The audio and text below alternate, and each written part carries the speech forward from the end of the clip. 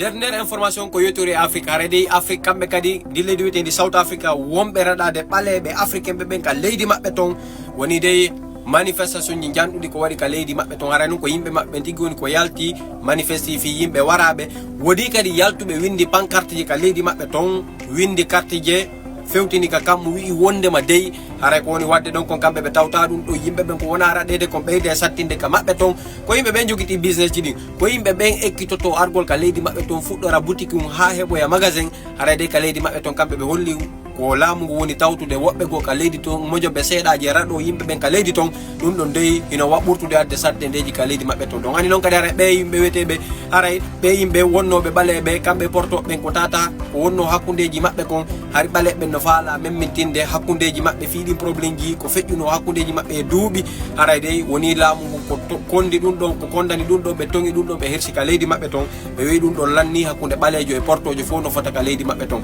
haray noon kadi au G7 ɗe ɗi pays ji marɗi doole ka aduna ɗo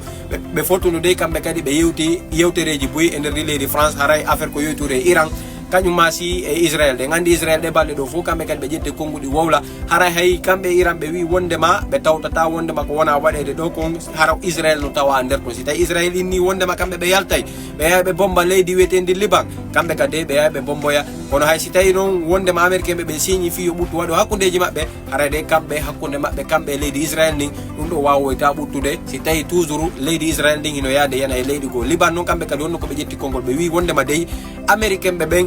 e toñi ɓe waɗi bonnereji supporti Israel kono kamɓe hiɓe weltani Iran fi kala Iran ƴetti ɗe yewtereji ɗi yewti ɗo ɗe balɗe ɓe wi wondema ko Iran wi ko yana e leydi Israel ndin ko ɗum wadde wondema si tawi frappe ji ko ɓe wonno wadde ka mabɓe ton kon hino ɗoyti wargol yimɓe ɓen kadi ka leydi ton hino ɗoyti hakkudeji mabɓe haray noon ɓen andi wondema ko yahata 4000 personnes woni ko wara ka mabɓe ton 10 000 personnes woni ko blessé 100 000 maison woni ko liɓa ka leydi mabɓe ton gila gueɗe on fuɗɗa hakkudeji mabɓe haray dey ko ɗum ɗo woni ɗelleɗe ɗon kadi ko wawi hambude yewtere hakkudeji mabɓe